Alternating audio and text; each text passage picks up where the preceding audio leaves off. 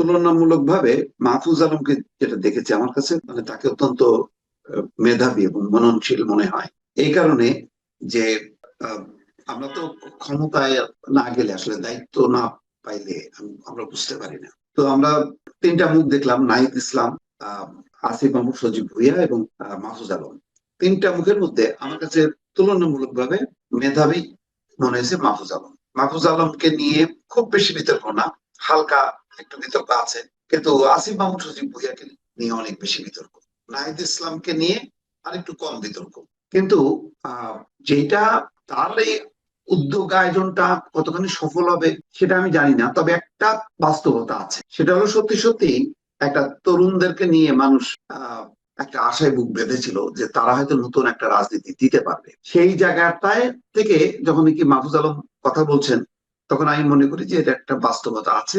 এবং আহ এটা যদি সত্যিকার অর্থে তিনি শুরু করেন, আমি মনে করি যে কোন রাজনৈতিক দলে না যেও, এমপি না হয়েও একটা শক্তিশালী রাজনৈতিক অবস্থান গড়ে তুলতে পারবে। নাহিদ ইসলামরা যে ভুলটা করছে সেই ভুল থেকে শিক্ষা নিয়েই মাহফুজ আলম চলতে চায়। সুতরাং তার এই চলার বিষয়টা আমি স্বাগত জানাই এবং আমি মনে করি যে এটা বাস্তব উপযোগী এবং এটাই হওয়া উচিত। এবং তরুণদের কাছ থেকে কিন্তু আমরা এটাই আশা করছিলাম, আমরা তরুণদেরকে ক্ষমতায় দেখতে চাইনি। আমরা তরুণরা এমপি হোক সেটাও আমরা চাই না, মন্ত্রী হোক এটাও চাই না। আমরা মনে করি যে আগে রাজনীতিটা তৈরি করা, মানুষকে সম্পৃক্ত করা, তারপরে হলো ক্ষমতায় যাওয়া। আমি প্রস্তুত হওয়ার আগেই প্রচলিত এই ক্ষমতার বৃত্তের মধ্যে ঢুকলে সেটা যে আসলে মানুষকে হতাশ করে সেটা তো প্রমাণ করে ফেলছে নাহিদ ইসলাম এবং আসিফ মাহমুদ সজীব ভুইয়া বা এনসিপির এই দলের পুরো প্রক্রিয়াটা।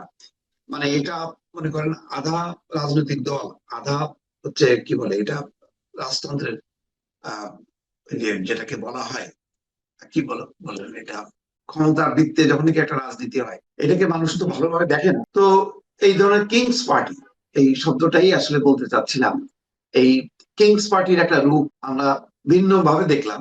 এবং খুব হতাশার সাথে আমরা দেখলাম যে যাদের কাছে এত সম্ভাবনা ছিল সেই সম্ভাবনাটা নষ্ট করে দিয়ে তারা ক্ষমতার পিছনে দৌড়ালো। এমপি তো আসলে কিছু না, আসলে ক্ষমতা চায়, ক্ষমতা চাইলে তারা মনে করে যে পরিবর্তন করতে পারে। কিসের পরিবর্তন? ক্ষমতার বৃত্তের মধ্যে থেকে নিজেদেরকে সুরক্ষা দেয়া আর ক্ষমতার চর্চা করা, সেটাই তো। এবং এমন একটা বৃত্তে চলে গেল যেই বৃত্তের আর একটা রাজনৈতিক রূপ আছে, সেখানে তারা প্রধান রূপ না। আজকে দেখেন সিট বন্টনের মধ্য দিয়ে কি হলো, এনসিপির অবস্থান হচ্ছে তৃতীয়, প্রথম জামাতে ইসলাম, তারপরে অবস্থান হচ্ছে ইসলামী আন্দোলন, তারপরে হলো এনসিপি। মানে একে তো হলো জামাতের জোট, সেই জোটেও তাদের অবস্থান তৃতীয়। তো সেই বিবেচনায় যদি আবার সত্যি বিএনপির সঙ্গে জোট করতো তাহলে তাদের অবস্থান থাকতো কিন্তু আহ দ্বিতীয়, যদি 5টা আসনও পাইতো সেটা হয়তো তাদের অবস্থান দ্বিতীয়। তো যাই হোক, বোঝাই যাচ্ছিল যে এখন আহ, দিনে দিনে আস্তে আস্তে হয়তো পরিষ্কার হচ্ছে, উন্মোচিত হচ্ছে যে আহ, মানে যে গর্ত থেকে তারা বেরোয় আসছে সেই গর্তে হয়তো তারা ঢুকছে।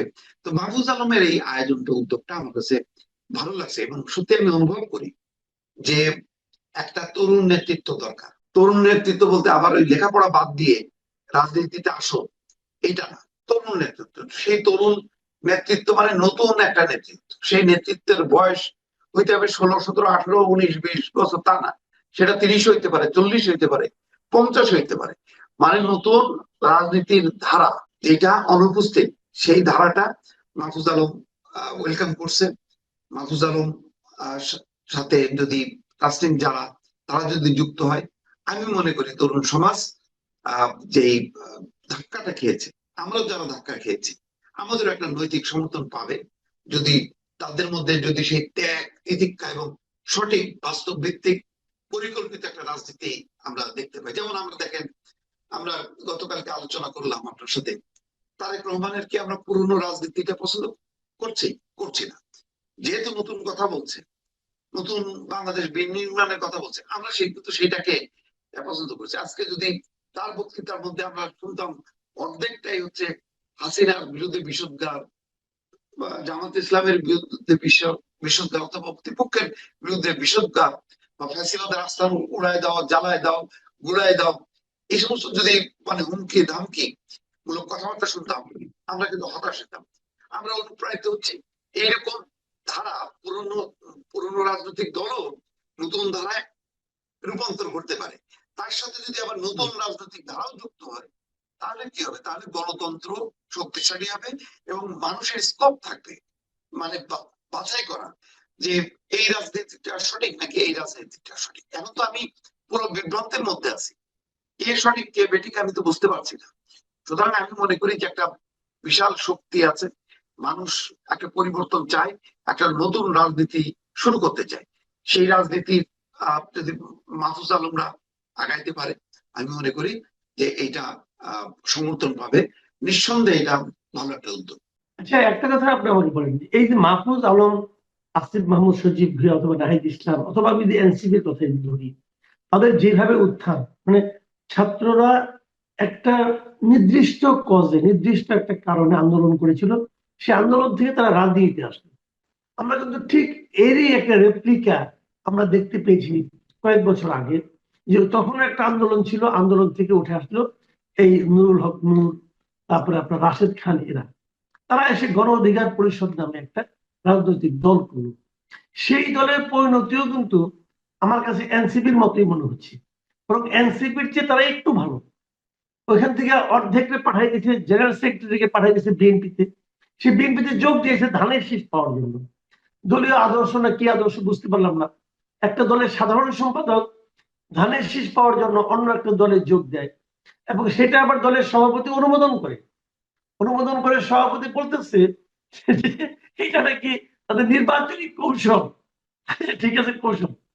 এখন এটা দেখে কিনা ছোট ভাইয়েরা পুরো দল বড় নিয়ে জোটে যেয়ে যোগ দিল তো জামাতের সঙ্গে, যে জামাতের সঙ্গে তাদের রাজনৈতিক বিরোধের কথা তারা নিজেরাই উচ্চারণ করেছে বহুবার। যদিও আমরা অনেকে আবার সন্দেহ করছি এটা জামাতেরই সন্তানের মতো। জামাতের জেনারেল সেক্রেটারিকে আমরা দেখেছি বলতে যে জন্ম নিয়ে বাপের সঙ্গে লাগতে এসো না। তখন একটা মানুষের মধ্যে একটা চিন্তা ছিল যে জন্ম বাপ এই সমস্ত কথাবার্তা বলে বোধ তারা ওই দিকেই যাচ্ছে।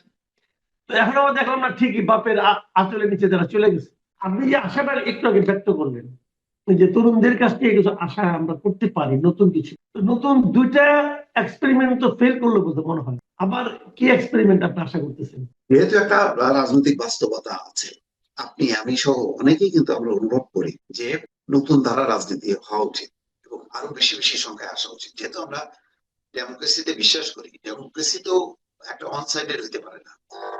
ডেমোক্রেসি হবে বহুমুখী। আমার অপশন থাকতে হবে যে এটা ভালো না, এটা এটা না এটা। আমার অপশন গুলো যদি না থাকে এবং সবগুলো অপশন যদি থাকে ওই ঘুরে ফিরে এমপি হওয়ার ক্ষমতা ভোগ করা, তাহলে তো আর এটা রাজনীতি হলো না। রাজনীতিটা তো মানে ক্ষমতাটা কেন, ক্ষমতাটা হলো সেবার জন্য। আপনি যখন নাকি একজন হন, মানে প্রতিষ্ঠিত হন, তখন আপনি কি করেন? আপনি আপনার এই প্রতিষ্ঠার বিষয়টা আপনি ছড়া দিতে চান, সে ধন সম্পত্তিতে হোক বিদ্যা বুদ্ধিতে হোক।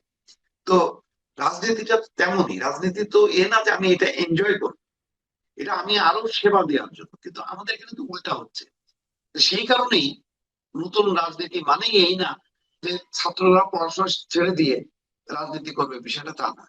নতুন রাজনীতি, এবং সেখানে যদি তরুণদের মেধাটা, যেহেতু তারা দেশকে অনেক কিছু কন্ট্রিবিউট করতে চায় এবং তাদের চিন্তা শক্তিটা অনেক ধারালো হয়। কারণ আমরা ধরেন আমাদের চিন্তা শক্তির একটা বন্ধত্ব হয়ে গেছে বলে মানে ধারণা করি। সেখানে তরুণরা অনেক কিছু অপশন থাকতে পারে, অনেক চিন্তা তারা মাথার মধ্যে অ্যাবজর্ব করতে পারে। তো সুতরাং তাদের কাছ থেকে একটা নতুন রাজনীতি প্রত্যাশা করি। কিন্তু যেটা আপনি উদাহরণ দিলেন এটা সত্যি।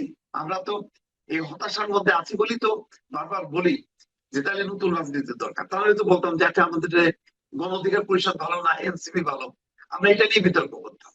সেই বিতর্কে গণ অধিকার পরিষদের কি কর্মসূচি, এনসিপি কি লক্ষ্য, কি তারা বললো, কি তারা করলো, এগুলি নিয়ে আমরা আলোচনা করতাম। কিন্তু আমরা সেই আলোচনার বাইরে আমরা খুঁজতেছি কারণ মাহফুজ আলমের এই বিষয়টা নিয়ে আলোচনা করতেছি এই কারণে এর একটা চাহিদা বাস্তবতা রয়ে গেছে। আমাদের একটা এমন একটা নেতা দরকার, যেই নেতা মানে ক্ষমতার জন্য, এমপি গিরির জন্য, শুধু পাওয়ার পলিটিক্স এর জন্য যার জন্ম হবে না, যে সত্যিকার অর্থে মানুষের কল্যাণের জন্য নতুন একটা রাজনীতি উপহার দেবে, একটা পরিকল্পনা উপহার দেবে, যেই পরিকল্পনায় মানুষের জীবনের আহ মানে আহ মানে জীবনের মান উন্নয়ন হবে, সে জ্ঞান ভিত্তিক একটা রাষ্ট্রের মধ্যে যাতে প্রবেশ করতে পারে। তো সেই জায়গাটা যেহেতু অভাব আছে বলেই মাহফুজ আলমের এই আহ্বানটাকে আমি খুব যৌক্তিক মনে করছি। আপনি আশাবাদী মানুষ, আপনার আশাবাদ পূর্ণতা লাভ করুক এটা চাই, কিন্তু আমি নিজে কিন্তু আশাবাদী একেবারেই না। একেবারেই না এই কারণে যে উনি তো পরীক্ষিত, কারণ উনি বেশ কয়েক মাস একটা মন্ত্রণালয়ের দায়িত্বে ছিলেন।